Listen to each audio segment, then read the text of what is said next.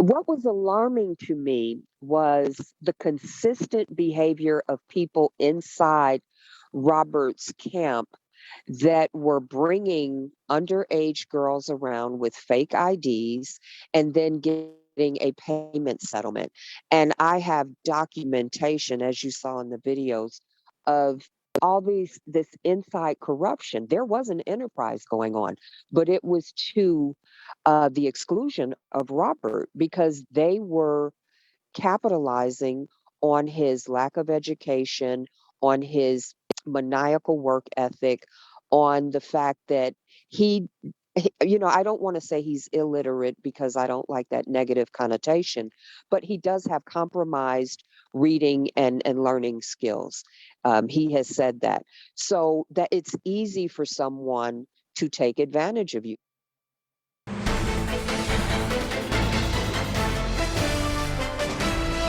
Welcome back. That was fascinating, right? An inside view of R. Kelly's world. And that's what this trial is all about. The allegation is he's running a criminal enterprise to sexually abuse young women and underage girls. And that was SHARON WINNBUSH. Interesting. She's saying, yeah, there was an enterprise, but it was to the exclusion of R. Kelly, Robert, as they call him. Fascinating. R. Kelly back in court today, day 4. Take a look. No cameras. Thank Chief Justice Roberts for that. Not allowing cameras in federal court, but there's R. Kelly. And a lot happening once again here on day 4. So let's bring in Court TV legal correspondent Julia Janae, who is joining us live from Brooklyn, New York tonight. Julia, great to see you. Let's talk about Jane Doe number 5, important witness taking the stand. Very important witness. She is the second alleged victim in this case to take the stand, and she's really expanding things for the prosecution's case. We're not just hearing about one incident with one woman and another incident now with her, but she was able to tell this jury about what seemed to be a group of women who all are under these rules of the defendant, who were all very subservient to him. She said that he was trying to groom her, wanting to bond with her.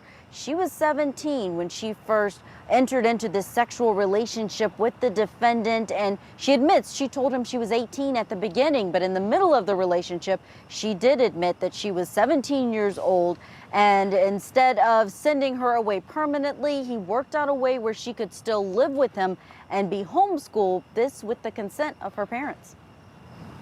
Wow. Wow. This is, so now we're getting really to the heart of this case. Julia Janae, what can you tell us about the atmosphere at court? I mean, how has it been at the courthouse, inside, outside? Well, Vinny, inside, this information is difficult to listen to. This is very explicit testimony. The things that Jane Doe number 5 has been testifying about today. She's talking about having to urinate in a cup because she wasn't allowed to use the bathroom. She accused the defendant of forcing her to eat feces while she was there. All is part of this grooming process where she wanted to do whatever it took to please him. So inside the courtroom, you still have supporters for R. Kelly who are here day in and day out. Outside, things are slowing down a bit. We had some weather with the tropical storm here in the area, so not as many people outside of the courtroom, but things are moving along for this case. It's expected to go another 3 weeks. And here's a bit more from inside of court, that testimony of Jane Doe number 5. She broke down on the stand, even after telling us all of these really explicit things about the sexual encounters that she had with the defendant, which sounded like repeatedly. She also said that after she received a diagnosis for a sexually transmitted disease, vaginal herpes, that this really tore her apart. She felt like he knew that he had it and that he had intentionally infected her. She also described that she was chastised by him, sometimes physically, in the form of spankings. If she did anything wrong, if she had an attitude, if she didn't follow his rules. And she says that he held her in a room for 4 to 5 days. This happened on multiple occasions.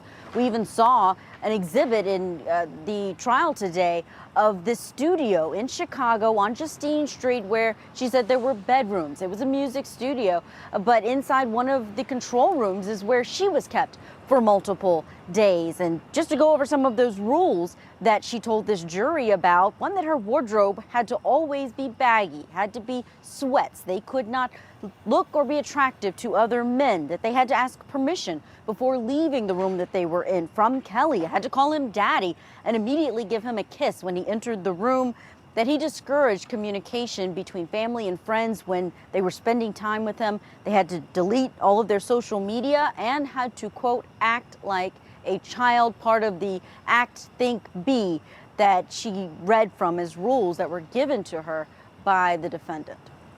All right, stand by, Julie J. Let's bring back in our think tank. Still with us, Casey Early, Michael Bixon, criminal defense attorneys, also Steve Greenberg, who was representing R. Kelly on these charges previously. Steve, I'll get to you last. All right, I want to hear, Casey, your reaction to this testimony, Jane Doe number 5. Well, just to hear the allegations, they're absolutely horrible, but we have to remember as a defense attorney that it's simply that. Allegations, the prosecution, whether or not they can prove that, number one, these actions occurred when the minors were actually minors as opposed to being adults, and whether or not these were willing acts between the two, the ladies and Mr. Kelly. But we hear a consistent story throughout. He had his set of rules. They had to follow those rules, but he also had help. So I suspect that with the testimony of Mr. Smith, who was testifying in exchange for immunity, that will be damaging testimony for the defense. Michael Bixon, this is some bizarre stuff, right? Setting up these rules and the things that have to be done. And if the jury believes this, we lost Michael Bixon. But we've got Steve Greenberg. Steve Greenberg, your reaction today to Jane Doe number 5 on the stand. Well, I don't want to get too deep into the weeds on it because I've been privy to the discovery and I'm still bound by the protective order in the case. But I think what's important, Vinny, is that no matter what you think of what these witnesses are saying, and people are going to not like this, but this is what the law requires. You got to look at what he's charged with. So he's charged with running a criminal enterprise. If these are Robert's rules that Robert's telling them, if Robert's doing things to them, and so on, if it's Robert, it can't be a criminal enterprise. So you may find it And Steve Greenberg has frozen on us as well. Let's go back to Julie Janae. Julie Janae, live in Brooklyn tonight. Demetrius Smith, Casey was mentioning that testimony. That's also significant when you start putting together the allegations of this criminal enterprise. What did he have to say? It is. He was under cross-examination today. He was a former tour manager for Kelly's back in the 80s and 90s. And he's the one who was in the room when the marriage between 27-year-old Robert Kelly and 15-year-old singer-actress Aaliyah happened. That is part of the bribery charge in this case. It's count 1, act 1 of the racketeering. So Smith's testimony really important because he's able to tell this jury that he did go and bribe an official, gave them money to get a fake ID for Aaliyah to be able to get married. So here's a bit from court today where Smith was testifying. He said on cross-examination, so from the defense attorney for Kelly, he asked, Robert told you that Aaliyah might be pregnant. That was the trouble that was assumed to be why they had to get married. And Smith said that is what he assumed, but to his knowledge, Aaliyah was never pregnant. And we know that marriage was later annulled. Another point, though, and one of the biggest points that the defense was able to bring out on cross-examination is Koenig asked the witness on this stand, Robert never had anything to do with your bribing anyone to get a marriage license. And Smith said, that's correct. No, he didn't. So there is part of that charge that says Kelly had to knowingly and intentionally cause someone to bribe an official in order for it to be proven that there was a bribery. So could be a challenge, but the prosecution still has many more witnesses to call. All right, let's bring back in our think tank. We got the full tank once again. Michael Bixon, let's talk about Aaliyah. She was 12 apparently when she met R. Kelly. At 15, they were married. Then there was a fake ID. But all of a sudden, it's coming out that this guy's kind of acting on his own a little bit, and R. Kelly's not necessarily, according to the testimony. So where does that leave us? Is this just a guy who's got an entourage who's trying to take care of the boss to keep him happy, to keep him safe? Or is R. Kelly the one who can't apparently read or write running a criminal enterprise? And I think that's the question here. I mean, from what we've seen, we see a lot of evidence not against R. Kelly when it comes to this, but to his associates. And look, it's R. Kelly, the one really at the head of this. At least that's what the prosecution's saying is happening. And so if you have all these other people, all these other actors that are really going outside and doing their own initiative to do whatever they want and, do illegal acts, it's hard to really point the finger at him and say it's all about him, that he's really the ringleader here. And so I think that the state, or sorry, in this case, the federal government is really going to have a hard time with all this coming to light. Yeah, and R. Kelly obviously is the one who makes all the money, and he keeps everybody else afloat monetarily. Steve Greenberg, you froze in the middle of your answer last time. I'll let you finish your thoughts about this, and I know you're limited in some of what you can say, having represented R. Kelly in this case, but go ahead.